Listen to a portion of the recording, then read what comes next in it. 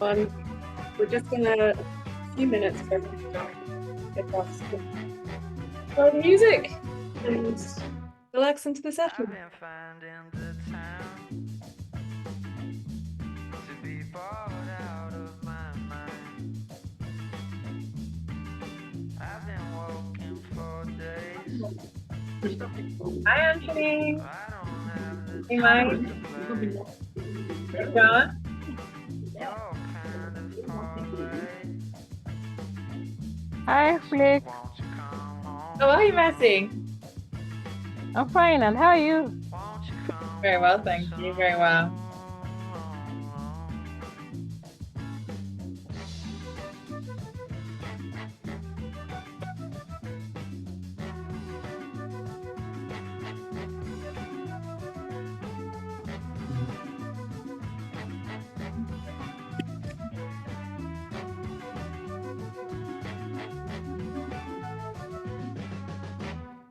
I never wish for you to go to roll down that old road. You're making my heart low. Wait just another couple of minutes to make sure that everyone who wants to Lost join will be here for the kickoff.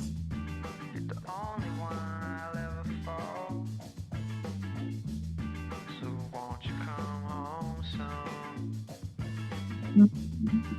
Won't you come home soon? Won't you come home soon?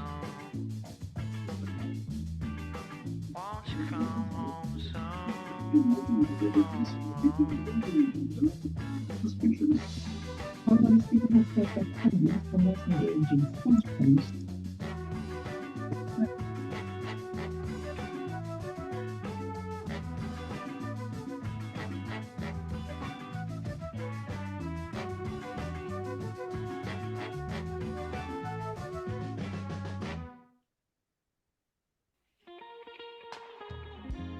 Maybe that could be our subtle shift to start that transition.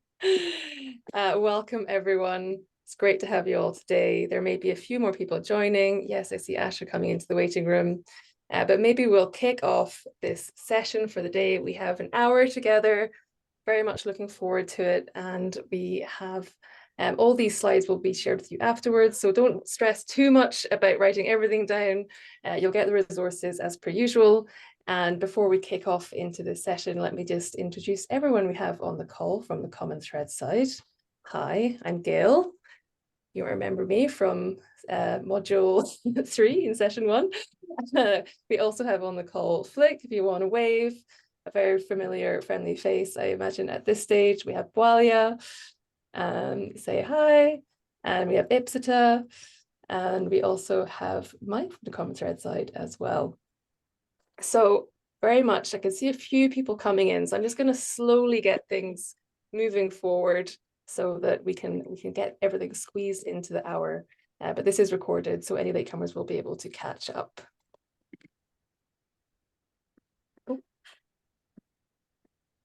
So what are we doing today? We are going to be looking at how we use data to focus our strategies.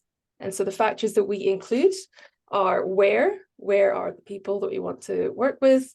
Who are they? How do we define this group that we need to reach with our interventions and services?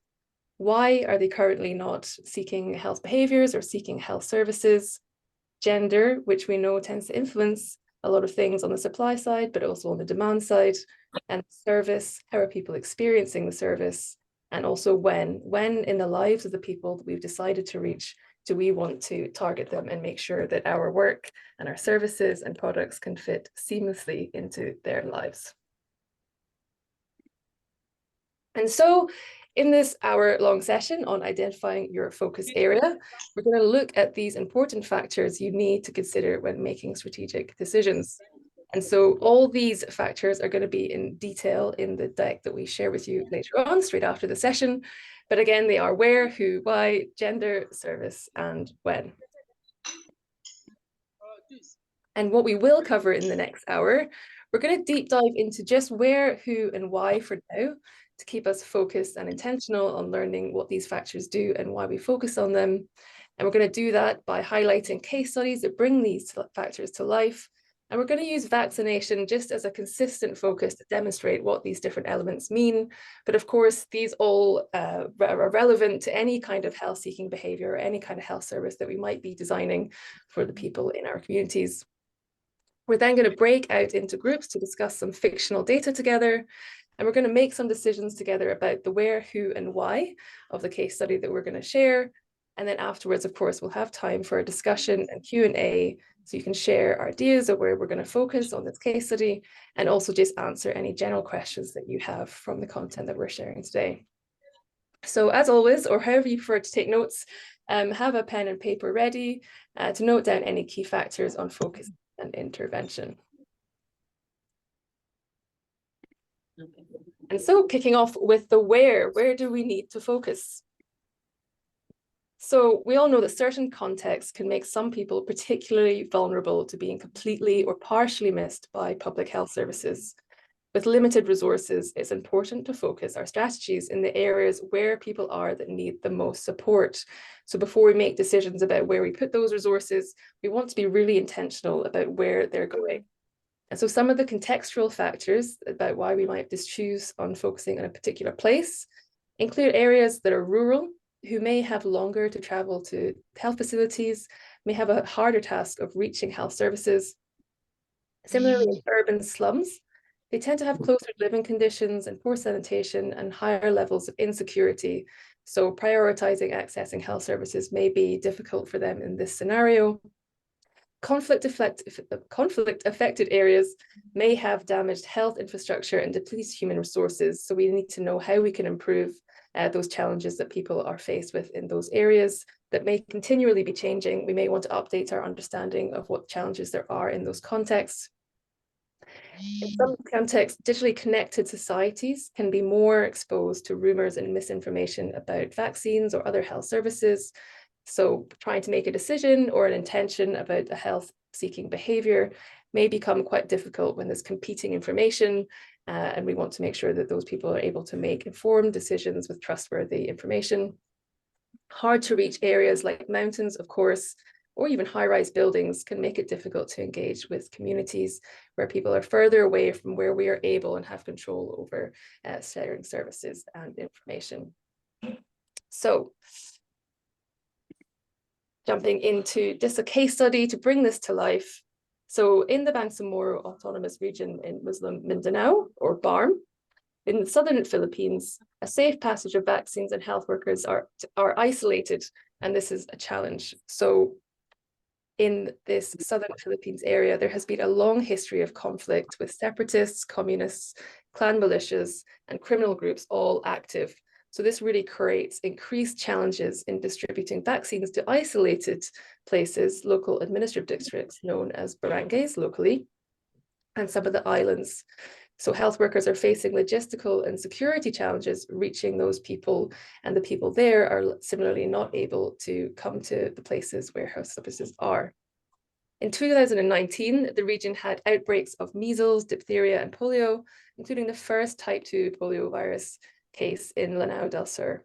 So the new BARM government, as of 2020, has recommitted to campaigns against measles and polio, and coverage is promising. So there's been a reinvestment of making sure the people in these areas, they're conflict affected, they're also isolated on islands, disconnected from current health services. So there's been an investment in this context because of those reasons. And it's so far making a difference. Another example, unregistered and uncounted populations make tracking children for vaccination difficult in Myanmar's slums. So over 50%, a staggering 56% of Myanmar's urban population live in slums, with rural people flocking to the capital, which is happening in many places around the world, for education and work. Yangon's population is expected to nearly double to over 11 million by 2040.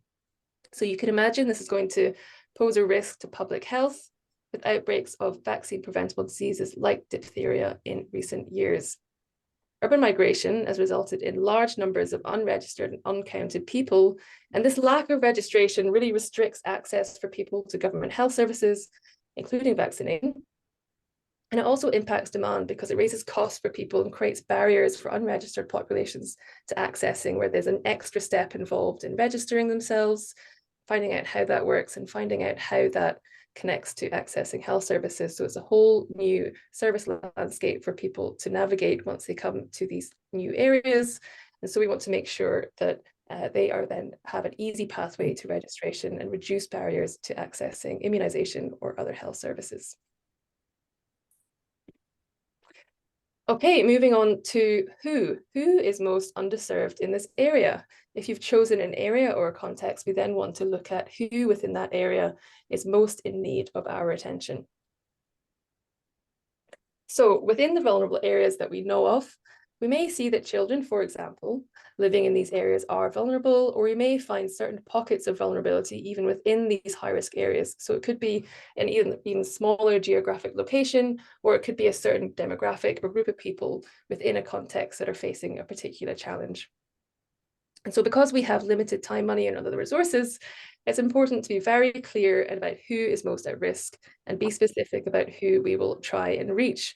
Because if we design something for everyone, it often means that it won't work for anyone, which is not what we want. We want to make sure that we're intentional, we're making something that's really, really fit for purpose, really easy to use for the people that we realize are most in need from the data that we have gathered.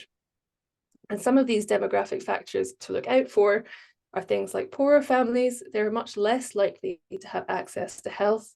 They're much less likely to vaccinate their children, even when parents have a high level of intent, because they may have competing priorities, like the need to go out and work every day. They may have further distances to travel. The cost and effort for poorer families is much higher. Families with limited education, children are more likely to be vaccinated when their mothers have higher levels of education. Ethnic or religious minorities can also be underserved and underreached. They may distrust the government and be left out or opt out of the formal health system.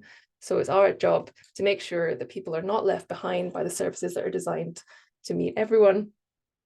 Nomadic groups, families on the move, are at high risk of disease due to interruption of services, dangerous and unsanitary living conditions, and sometimes a lack of official status, creating a huge barrier to access national health services. Children born outside of a health facility are less likely to be from families convinced of the benefits of immunization and aware of the immunization schedule. So this is largely a knowledge and awareness issue, where people might not really know what the system is. They have a sort of extra hurdle to gather that information, and a lack of a foundation or basic experience of what a National Health Service does and offers. Many sibling families in some countries, firstborn children have higher levels of childhood immunization than later born children, I guess due to extra tasks for parents to take on board once you have 1, 2, 3, 4 or more children than your firstborn. And so an example to bring this to life, in Pakistan, the children in the wealthiest quintile, or 20%, are 3 times more likely to be vaccinated than the poorest. So that's quite a big discrepancy between the wealthiest and the poorest in this country. Vaccines can protect poor households from catastrophic and impoverishing health expenditures or costs, but the cost of accessing vaccines, paying for public transport, taking time off work is a key barrier preventing the poorest households from taking their children to vaccine services. So it's often not an issue with intent, but really the cost and effort of actually going to health services and following through on health-seeking behaviours. In Pakistan, only 23.4% of the poorest children are fully immunised versus 75.4% of children in the richest 20%. So just those numbers there bringing to life how much of a difference it makes in this country. The larger likelihood of low female literacy in the poorest households is another factor leading to low vaccination in these families. So just going back to these examples of demographic factors, it's often an interrelationship of maybe 1 or 2 of these things that are happening at the same time.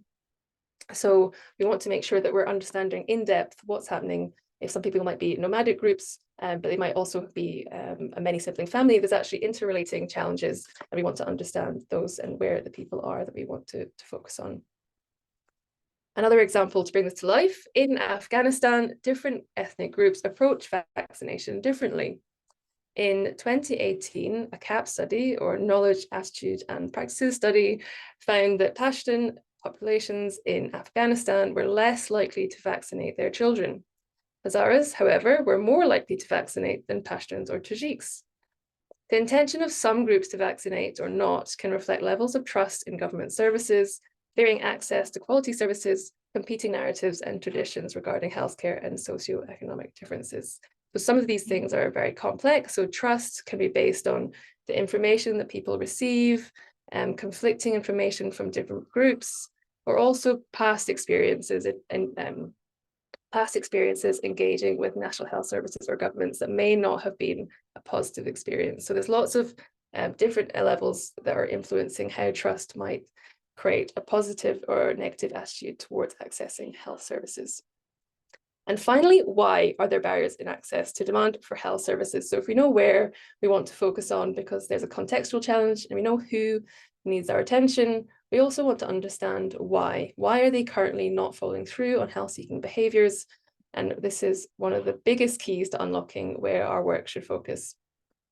So everyone experiences health services differently, and everyone takes a unique route to deciding how they engage with them. It's not always a linear or logical route, or it may be logical to one person and illogical to another. And there's no formula or magic bullet, but we can look at some patterns to help us see where the pain points are clearly. And we can use models like this one on the right to help us see which pain point is most likely to facilitate access to service if removed. So beyond looking at where and who in the data, let's think about how people decide to access health services and what may stop them from doing so. And so this journey to health-seeking behaviours is a very useful way of parsing out and asking the right questions to make sure we understand why people are not currently following through on health-seeking behaviours or accessing health services. So if I start at the beginning, knowledge and awareness, people need to know that they need to look for health services. They may need to identify the need, understand that there's a challenge in their area, or understand that there's a threat. And they also need to understand that there's an option to sort of combat that threat or an option to improve their health. So knowledge and awareness is often the very first thing that people need to know to make a decision. Trust, coming back to that very critical piece. So people want to make a decision based on information that they trust. So where are they getting that information and why do they trust that particular information? We need to know who people trust. Often it's different for different people. It could be family members. Other people may have more trust in institutions, and some people may have more trust in community members who have a particular set of qualities that they admire or respect. So trust is really an important factor when people are making confident decisions to access health services. And once people know what they need to know and they trust that what they know, they may decide to create an intention to follow through on a health behavior. So deciding to make a journey to a health service, or deciding to make, let somebody vaccinate their child, for example, is really a culmination in this sort of the knowledge and awareness that they might need to do something, the confidence they are to do it, and their ability to prioritize it as well, because people always have competing factors that may be more important, as we saw earlier with poor families who may need to prioritize work over taking time off to access a health service. So once there's an intention there, preparing is really the key next step to understand what they need to do to actually follow through. Where do they need to go? What do they need to take with them? How much will it cost them? And how long will it take? These kind of things are going to take a role in people's ability to prepare to follow through on a health-seeking behaviour. And vitally, this will lead them to a cost and effort analysis of whether they're actually able to follow through. Is it not too expensive for them to do so? Are they still able to prioritise it? And is the effort accessible for them in their day-to-day lives, which may change day to day depending on what their day-to-day life is like. But cost and effort is a big influencer in how people choose to access services. Once people get to the service, this is also a huge part of the experience that people will feel. I think the way that people feel when they arrive, you want to feel confident that you've made the right decision. You want to understand that you're in the right place. You want to know how the system works. If you have to wait for a long time, it might create a negative experience if you weren't prepared for that. Or if a place is unclean. people might not feel particularly inclined to stay and wait. There's lots of factors around the environment, waiting there, and how it feels and the experience there that will influence if somebody stays and follows through, or might actually give up if it takes too long, or their kids are unhappy in the health clinic, or for whatever reason. We want to make sure that the point of service is a positive experience. And similarly, after service, we want to make sure that people feel rewarded, they feel glad that they follow through in their behavior. Even if the wait was a long time, if people feel that they've succeeded and they trusted the service that they got in the end, these are really important to make sure that they're going to follow through on healthy seeking behaviors in the future, especially for things like vaccination, where often you want people to be able to come back for a second or third vaccination. So it's really important that the whole experience, the first time that somebody follows through, is a positive one and an easy one, because this will influence their future decisions in accessing health services. And some examples to bring this to life: knowledge and awareness. So targeting parental misperceptions and inaccurate knowledge on immunization. Over 25% of caregivers in the Solomon Islands have misperceptions about vaccination and don't know the full vaccination schedule. So this seems like a knowledge and awareness issue. But the real reason for low vaccination levels is parents being conflicted about the decision to vaccinate. So they might have information, they may have some misperceptions as well, but they are actually struggling to feel confident to move forward with the decision, regardless of having some information. In response, a national strategy launched in 2017 designed tools and materials to help health workers provide factual information, but also design opportunities for dialogue between parents and health workers. This was an opportunity for them to address misperceptions head on, and creating a space that parents could come forward with their concerns, ask questions in a place that was trusted and safe. And the government hopes to reassure them that vaccination is safe and beneficial for children. So in this scenario, it was a knowledge and awareness issue, in that people were not able to assess the information they had independently. So actually giving them an opportunity to discuss the information that they knew with trusted participants and trusted health workers, it was an opportunity for them to move forward confidently with a decision and move forward to an intention. Another example here: traditional health providers are the providers of choice for many communities. In Indonesia, only 85% of children have been vaccinated with DPT-3. For caregivers, vaccination decisions can be complex.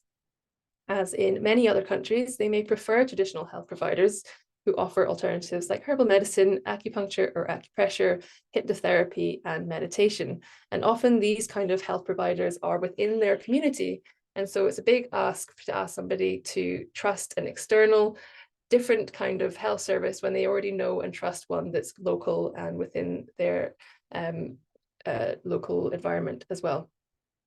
People choose service providers based on a number of factors: social and demographic factors, influencers, traditional beliefs, their own perception of medical services, including how affordable and accessible they are.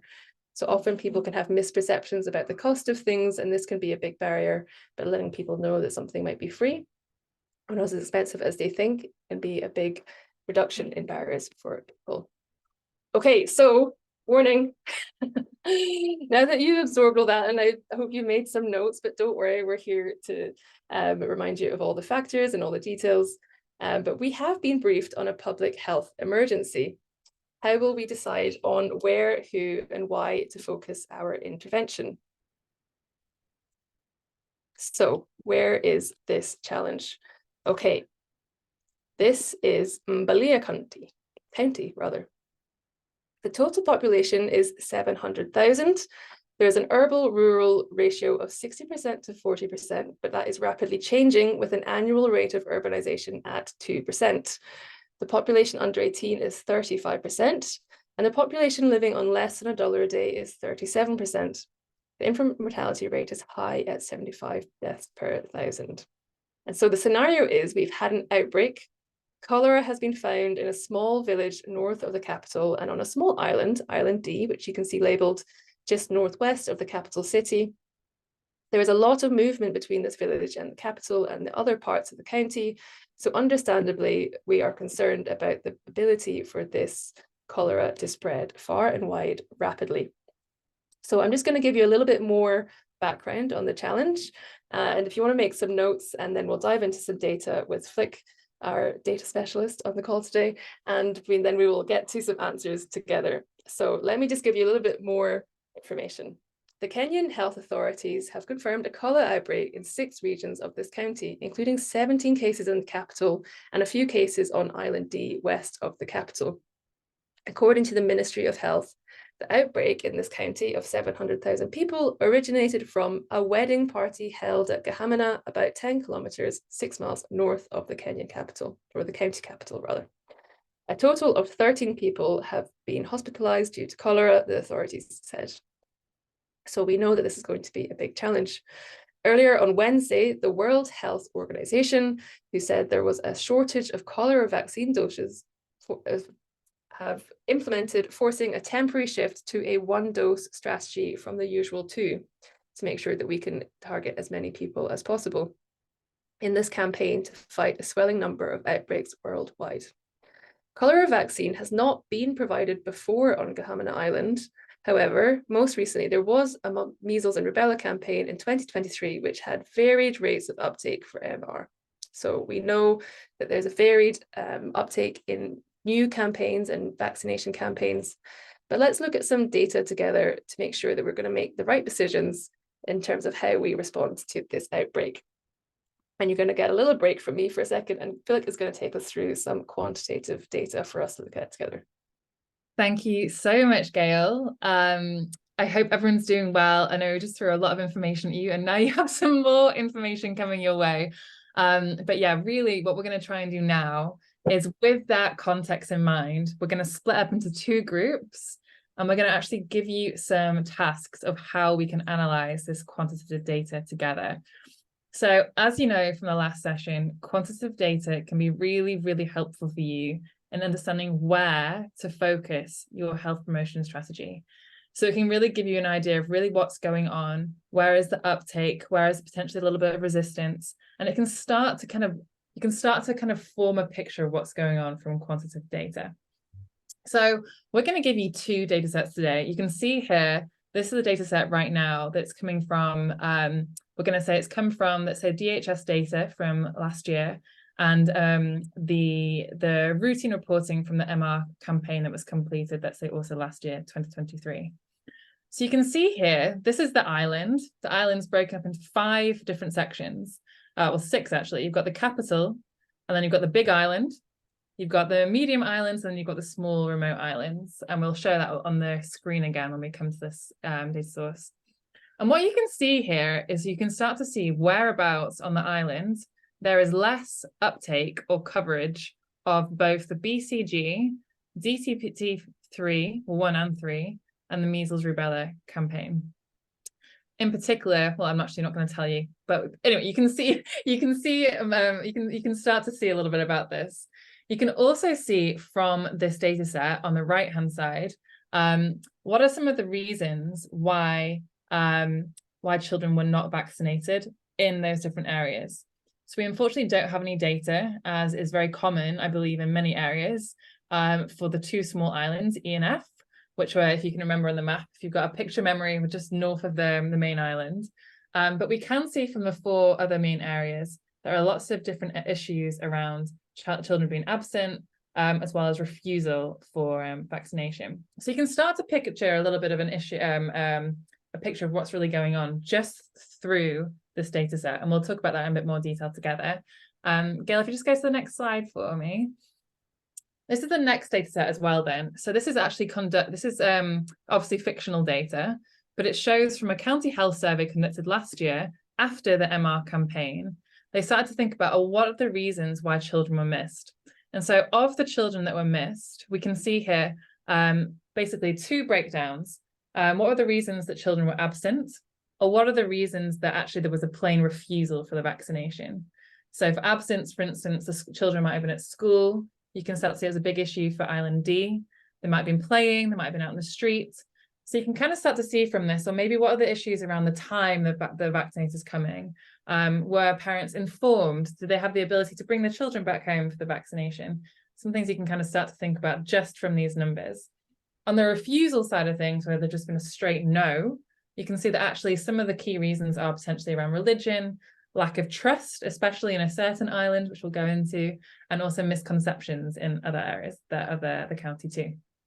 So what we're going to do, if you go to the next slide, Gail, well, actually, Gail's going to introduce this exercise, so I'll hand it over to Gail in a second. But I think the main thing for us right here now is for us to learn, how do we start to interact with some of this data, to start to think about what to answer these 3 questions, which Gail will go through. So that's just a really brief introduction to the data sets, and Gail and I will go through them in more detail. But yeah, Gail, back to you to introduce the exercise we're going to break up and do together. Thanks, Blake. Yeah, don't worry, we'll share the data again in the breakout rooms and we'll have a look at it all together. So don't feel too alarmed. It's really just to have a discussion about what we might want to do, what we might want to take away in terms of moving forward with some insight from the data. So we're going to ask some questions to ourselves. So where are the most missed children? And so that's just really, instead of looking at all the numbers, and it can be a bit overwhelming, we just want to look at, well, where are the most missed children? What is that telling us? Identify the why, main reasons for non-vaccination from the data for these people, and identify gaps in the data to answer the who and the why. And so we're going to go out into breakout rooms, and we also want to just try and get some answers in the data, but also see if it gives us any questions. So actually, why is that happening? What can we take away from these numbers that we have? So it's not just answers, but maybe it can give us some questions that we can then go out and ask ourselves as well. So we're going to go and have those discussions. And Flick, if you want to break us out into 2 different groups, and then don't worry, we'll come back and we'll talk about it all together. But it's just a sort of exploratory discussion together. So looking forward to seeing what everyone thinks. Oh, you're on mute, Flick. My bad. Right, so we're going to open up 2 breakout rooms. Gail, you're going to be in room 1. So I think because you're the host, you have to jump into room 1 once we all break out. And we're going to discuss this together in our breakout rooms. So you're going to have a message that prompts up on your phone or your computer in a second. Please just press yes, so you can come into a breakout room with either Gail and Ips, or Bwalia and myself. I think that's the way I've broken it up, yes. All right, so I'll see you all, and we'll be back here in, what, 10 minutes, Gail? 10, 15 perfect. Minutes? 10 minutes. All right. And it's going to be a little bit of a competition. Who's going to have the best answers? friendly competition. All right. I'll see you all in the breakout room soon. You should have a message now popping up saying join, hopefully.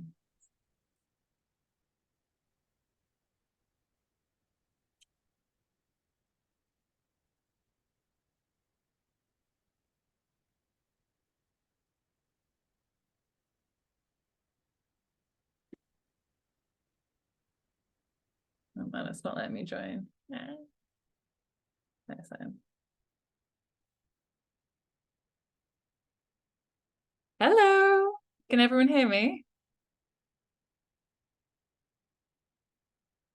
Mercy, Mike, Anthony, Mike, are you there? Can you hear me okay?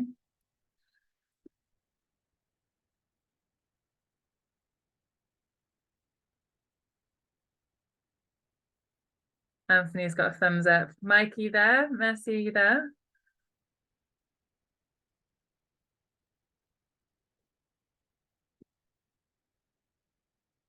I've got another mic joining right now.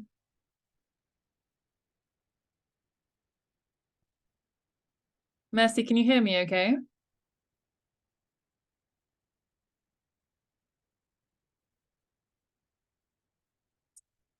I've got another mic joining right now.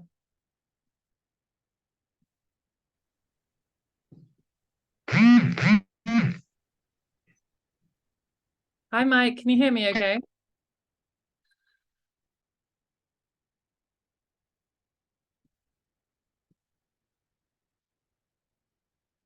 Anybody there? Valia, can you hear me okay? I can hear you. Anthony's there. Okay, great. Let me share my screen again and we can hopefully go for this together, but it's going to require a little bit of participation from everybody. So hopefully that's okay. Let me just share my screen. Let me just get here. All right.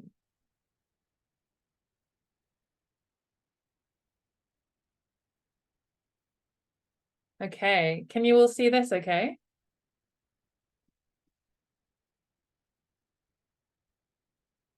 Anthony's got it. Anthony, I think it's Anthony and Mercy and ourselves. So hope you don't mind. We're going to go through this together. No problem. I'm here. Okay, Just great. trying to give feedback. Yes. Okay, great. It's actually kind of perfect. So you can help us figure out this exercise and if it works. So the 3 questions that we have to answer from this data is where are the most missed children? Why? What are the main reasons for non-vaccination? And are there any gaps in this data that we've got here? So I'm going to bring the data up on the screen. I'm going to add this into the group. Mercy, can you hear me okay?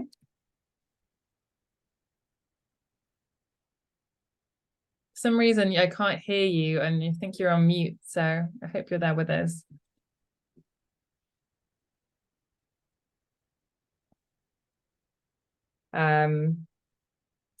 Okay, well, we can kick off. Maybe Anthony and I, we can go through this together and see if we can figure this out. So this is the island, just to remind you that we're working in Kenya. So it's a fictional island, and it's from Mbola, I can't even pronounce it, Mbelia County. So it's all fictional data. You can see here from this slide that across the different areas of the islands, there are different rates of BCG and measles vaccine. So BCG vaccine, for instance, 70% in Island D and 70% in MR as well for Island D. And you can start to look at this data and start to see that actually it's lower in other areas too. So maybe I can just ask Anthony or Mercy from your end, like which areas do you think are important to be focusing on? Where are the most missed children in your opinion from this data? We can work through it together. I think, to anywhere that says no DHS data, no MR data, I would assume that it's so bad there. We must have some people, but we just don't know. When it comes to, I think the rest, I think we start with the low coverage. So anywhere with low coverage will be contributing. However, the problem with percentages, it doesn't tell you the size of the population. So even when you're looking at total amounts, Exactly. I think the capital could still have most of the children who are being missed. If the capital is, as highlighted from like the Myanmar example, the population could be very big. So 10% drop, it could be high. Maybe Mercy can contribute. Yeah. Agree. And actually on the data we haven't included here, but we should include for the workshop we're doing next week, the population, because indeed half the island population for the whole county is in the capital. So actually, even though it's 8% that aren't being vaccinated there, it's probably a huge number in comparison potentially to Island D. So from what I can hear you saying, Mercy, I don't know if you agree, is where we really need to focus is probably looking at the capital and thinking about the population there. And then obviously we can see that it's low in Island D, but we need to check the population size. I don't know, Mercy, if you can hear us, if you agree with that as well.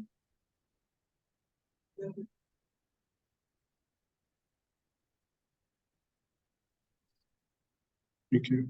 I don't know if Just Mercy... in case, but I think maybe just to also add, one of the, so if you look at absolute numbers, yes, capital could be. The big challenge here is also the whole issue of equity and a balance. So the small, so D, the island D, even though it's small, they've also had cholera cases. So that means that they don't have access to good water, their coverage is low, like they have so many more challenges than everybody else. So there could be also an issue of, there's a balance of the absolute number versus equity. So even if the island is small, there could be an equity issue here that's being addressed. I think for the missing data, that just is a big flag that just needs attention. Okay, I think that's great. So in terms of the missing data, it's really thinking about in Island D, you can see so many issues that's going on. How do we actually focus on those groups, which maybe are really hard to reach from other areas as well? So that's why you could look at other DHS data, for instance, and see other rates, for instance, with nutrition or with stunting, with family planning, etc. I agree. So if we go down to the reasons for missed children then, so thinking about what the main reasons are, so you can start to see here with the capital, it's about kind of equal for people who were absent. It's some children were at schools, some children were out playing on the street, some people were out just out and about doing what they were doing. And then it's kind of similar for the whole island in that they had more people out on the street, but there's still a lot of people at school. Now, when you get down to Island C, there's 70% of absences here, which we don't understand. And then for Island D, we've got a huge amount of children that are in school as well. So that's something to kind of see and think about in terms of our approach. And on the refusal side of things, we can see there's a huge misconceptions in the capital, which, as you say, it could be a real large amount of people. So maybe misconceptions is kind of huge. And then we also have lots of misconceptions in Island B, whereas in Island D, where there was a lot of different issues, they found that actually refusal came because people don't trust vaccinators. So from this, maybe from everybody, it'd be great to hear from you. What do you think are the kind of the key reasons or whys that we can understand from this data set? Maybe I'll just pick Joan, if you're ready. Okay. I think maybe the key reasons, this is actually very interesting. I think the first thing that actually just stands out is this the very big difference between D and most of the rest. So when you're looking at Island D, school attendance is not a problem. Not trusting vaccinators seems to be a bigger problem than anything else. So I think D stands out in they actually have particular issues that are probably a bit different from A, B, and C. So A and B, you can see some of A and B, you can see they're more or less the same. With C, this whole issue of other is interesting, and the fact that you don't understand even the causes of refusal, it could be like a very particular, I don't know, why there's no data here. I mean, this is interesting, but the way I would frame it is A and B might need some similar kind of interventions. They more seem to be aligned. D would need a very specific intervention because something as big as not trusting vaccinators seems to be a very big issue, despite the fact that they have the high school attendance. So maybe I'll just comment on that to begin with. Thank you, Anthony. It's really, really helpful. Can I ask Joan or maybe Ips? Hi, Ips, as well, you're here. Ash is also joining. Is there any other thoughts or comments from your end?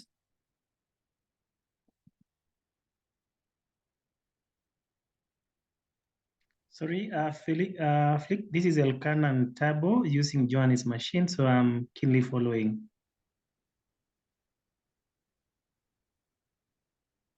Okay.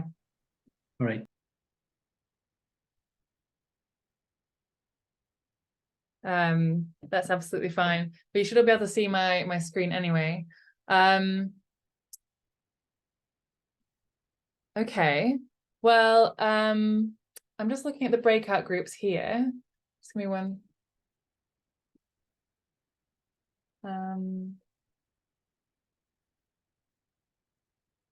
It's bizarre. Give me 1 second, right? I think we all need to go back to the main room. So I think for that, can I assign you, Anthony, as our kind of key rapporteur to kind of go back to the main group?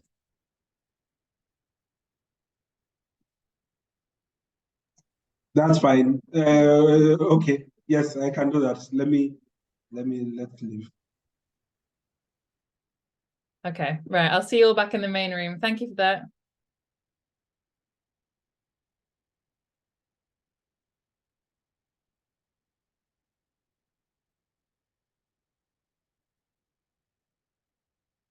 I think we can all go straight back, actually. You should have the option on your screen.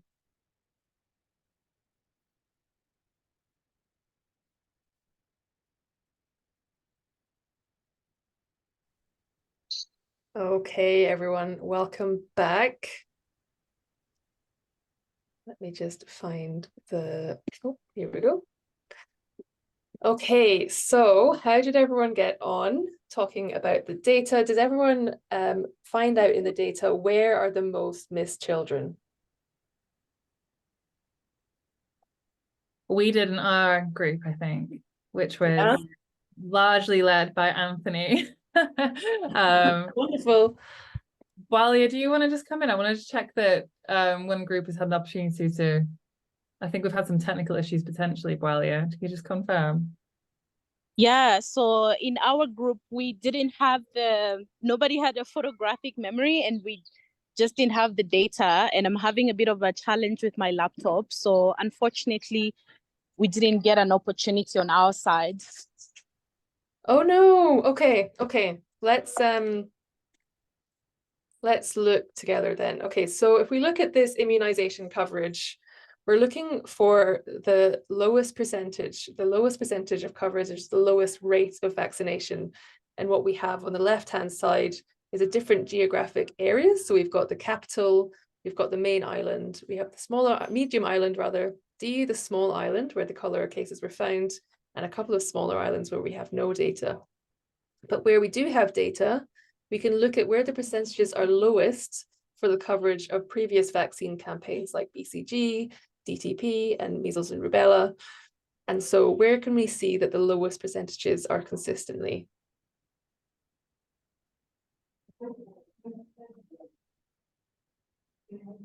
Does anyone want to come off mute? D. Yes. Sorry, I missed it. That was very fast coming off mute. That's I missed who it was, but thank you very much. Okay, so D here, we can see on the small island D, the 70% coverage for BCG, 65% and 53%, 43% for the 3 DTP vaccines. It's consistently low on all different vaccines. And so that's our answer for question 1.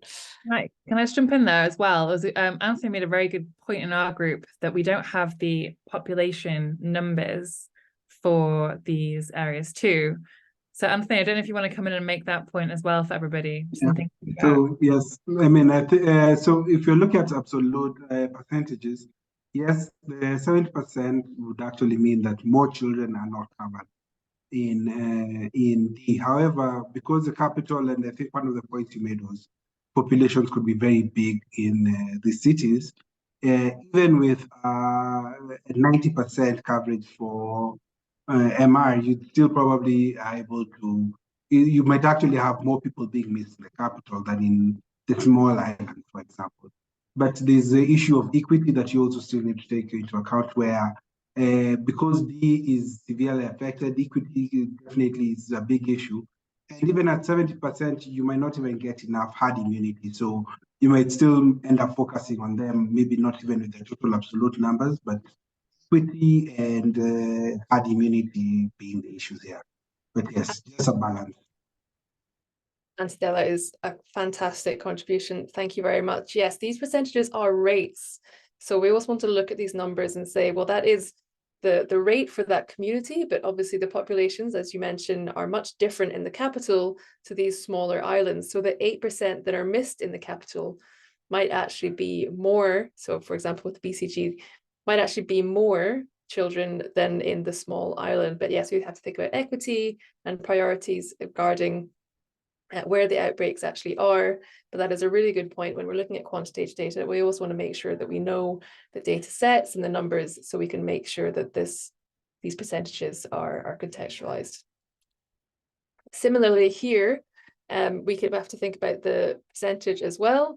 So some of these reasons, trust is very like lack of trust, sorry, is very high in Island D, but also it could be quite high in the capital, where 33%, 1 in 3 people actually might be quite a lot of people, and maybe an influencing factor in communities and areas of the city. So we do always have to think about the numbers that are behind these percentages. So that is a fantastic ad. Thank you again. Thank you very much. So let's look at the why for a second. What are the main reasons for non-vaccination in the areas that we've identified? So Island D specifically, what's the main challenge that we're dealing with?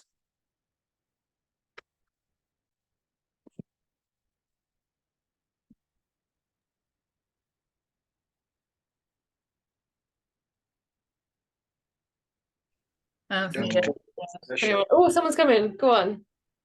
The main challenge is actually the outbreak, I'd say. Partly we want to curb it, like contain it. Don't let it spread to other areas. That's the biggest thing. So we need this population vaccinated quickly in order to prevent that. That is the main challenge. And we can see from this data that it was D that was actually at 23%, that they were lowest vaccination rate of 23%. But the funny thing, if can we see the other slide? Oh yes, of course. Yeah.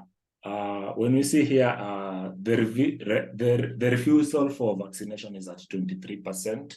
Mm-hmm. But when you look at the caregiver campaign, awareness is already there. So there's another thing that is causing the refusal actually, aside from just education. Mm-hmm. Can it be that these people are so in tune to their cultures that vaccination to them is not something? So when you say the problem, then the problem becomes vaccination, definitely, and how we are going to make increase vaccination and reduce, contain the pandemic. This is a pandemic, all right? Yeah. Amazing, thank you, Colin. Oh, the outbreak. Thank you. David, do you want to respond or add or counter with anything? Yes, please move to the next slide. Yes, from the data, most of them did not vaccinate because they don't trust vaccinators. That was a major reason for the small island D. Mm-hmm. And in the capital and big, it was mainly due to misconception. So if the two can be sorted out for these two regions, then vaccination rates will increase. Thank you. Thank you, David. Yeah, I think you're both making really, really valuable points. I'll just summarize now so we can move on and squeeze everything in the hour, because I know you're all very busy people. But yeah, one of the biggest issues here, especially in the small island D, is people don't trust the vaccinators. There's also misconceptions on the main big island and in the capital that we need to not neglect. But similarly, or in addition to not trusting the vaccination, we also have an issue with the service here, where the service is coming to the school and 67% of children are absent and not taking the vaccine there. So there's a slight issue with the service and when it's happening at the school. So these are giving us pointers to why, as well as the one coming out of the last is just the plain refusal. So this is all adding up to a couple of different reasons why people are refusing or avoiding the vaccination. So as well as improving trust in vaccines and future vaccine campaigns, we also need to make sure that where they're happening is going to suit the people that we want to reach if they're not currently at the school. And of course, we want to focus in the outbreak areas, as Kola said, so that we are making sure it doesn't spread as much as possible. So one of the things that really helps us transition from the where and the who to a really complete understanding of the why is adding in qualitative data to our quantitative data.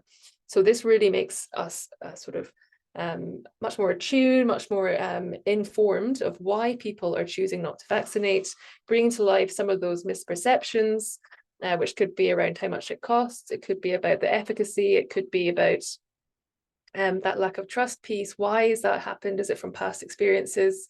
Is it from the way that the communication has been shared. There could be a number of different reasons why this is happening. So qualitative data can really bring out the reasons why. So I'll just highlight a couple of things here before we move on. So here we have a mother in a rural setting, 27, who says, I can't leave my farm and lose many hours of labor, then my family does not eat. So she may have a medium sort of trust level, but actually she also has another barrier that she actually just can't make time for it and reach the vaccination. Similarly, a young man, 21, has a misperception about a vaccine. He says, I'm saving to move to the city. I can't spend money on health services right now. I'm young anyway. Why do I need it? So he has those misperceptions about the cost and the need for the vaccine, but he also has this competing priority of moving to the city. So if we let him know that actually moving to the city, he'll be in better stead with a vaccination, which doesn't cost anything, and it does affect young people, and he will thrive in the city if we give him the vaccine, then it sort of combats the challenges that he is facing there. So this is really about adding in contextual understanding from these qualitative interviews about why people might have lack of trust or why people might have misperceptions, and gives us a really clean understanding of how we might make sure that our future single dose cholera vaccine strategy might meet them where they are and combat the barriers that they face. So I'm just gonna come out of share screen. Flick has been very handily writing some notes for us. So just to summarize from the things that we've looked at, and I appreciate this has been a rapid fire hour of lots of information. We've thrown some data at you, which normally you need to spend a bit of time sitting with to understand what it's actually telling us. So we're looking forward to hearing what you think about the full deck that we'll share straight after this session, which has more details on where, who, why, further case studies, all the details on the other factors that we didn't have time for today. And so just to summarize here, where do we want to prioritize our vaccination? We want to focus on the capital city, and especially thinking about confirming those population numbers that are missed there and the high level hidden behind that percentage. And of course, we already know there are a couple of cases there already, and from urban slums and the density of cities, that'll be an important place to focus. Island D, of course, has a really low vaccination rate, and of course, outbreak has started there. So this is a really sort of clear way of how the data is telling us where to focus to make sure that we can focus our strategy as clearly as possible. Who do we need to target with our strategy? So I guess people who don't trust the vaccine, which is kind of the why. But there are people who in those areas who are maybe young, have misperceptions, which maybe from the qualitative data may have come through from a certain demographic, maybe young people or people with competing priorities, poorer people, for example, from the Labour quote, who wasn't able to prioritize it. So we would have a bit more time, we'd maybe have some more answers there, or even some more questions about why or who we need to focus on. And do we know why they are not using health services? So of course, there was that lack of trust, especially in Islands A, B, and D. And the children are not at school on Island D when the vaccination services are arriving. So in a very quick fire 20-minute case study, I think we've gotten quite far, but normally you'd have a lot more time to look at your data, or even share it with your very own data scientist that Martha very luckily has, to make decisions about where you spend your money and resources in terms of your health services. So we tried to bring this to life through vaccination as a focus and as a case study here, but of course these principles about where, who, why, and the other ones that you'll see in detail in the deck apply to any health service, to make sure that we can design something that people need and want, and we can design it in a way that is easy for them to fit into their life and desirable for them to access. So we have about 1 minute for questions, but of course we're here, we're on the WhatsApp group, we can stay over a couple of minutes for any burning questions, and we're here to support your development in this session.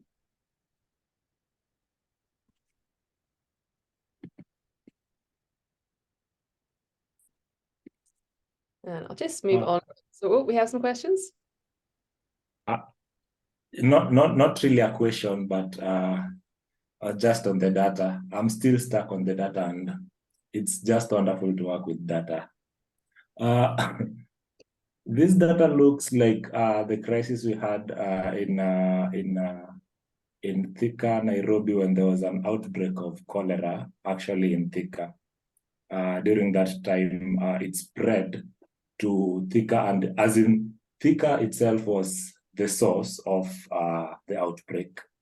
But then it spread to Nairobi, Kajiado, and I'm kind of seeing a similarity between the data, and I was just stuck on it.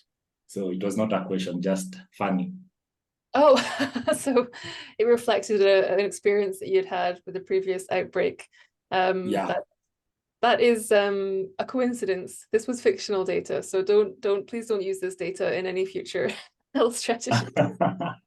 Definitely not. Definitely not. But that's really interesting. So you can see how maybe in that scenario, this kind of data might have helped to inform the decisions that you'd make to combat that cholera outbreak. So just moving on to the last slide here. Obviously, we'll see you next time. Looking forward to our next session next week. And just in the meantime, you've got everything you need in the channels, which we can share the links with, but you've got the WhatsApp group where you can discuss, collaborate, and engage together. There's the Google Drive folder with all the resources. And of course, there's the YouTube channel where you can watch all these training videos, come back, revisit them, and ask us questions. David, fire ahead. Thank you. On the why, when describing data on the why, do you use one person's story in the community, or do you use a general story for the entire community? Yeah, great question. So I know that you understand me. Pardon? I don't know that you understood. Yeah. Okay. So would we use one story or more personas to tell the situation in our community? Is that the question? Yes. Great.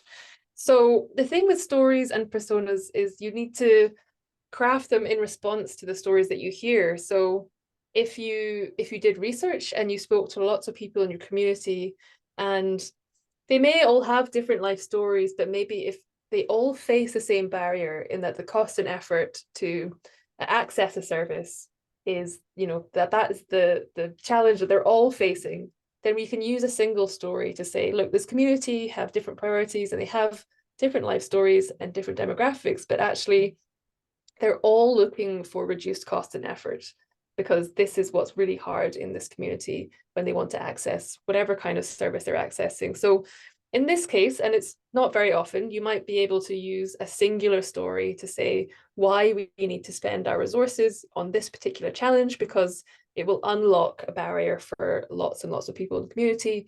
And it's by far the biggest barrier compared to the next barrier, which may be a very small group of people who can't access for a certain reason. So there may be an example where one story would suit, but I think it's more likely that you would have two or three. So there may be a group of people who face sort of a knowledge and awareness challenge, where maybe they have lots of information, but they don't know how to choose which to pay attention to, or they don't have enough information, or they don't know where it is. There may be a challenge around cost and effort, where people just can't prioritize, even though they want to. They have that intention, which maybe the other group don't have, but they can't follow through because the cost and effort is too high.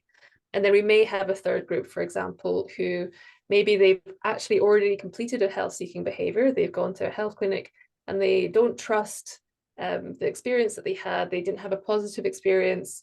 So actually for them to go and access another health service, we need to communicate that actually that may have been fixed, that challenge that they experienced, or there's a way to combat and build the trust there for that group. So that would be three very different challenges that we would need to highlight each story, because they're very different reasons that we would need to focus our solutions and services for.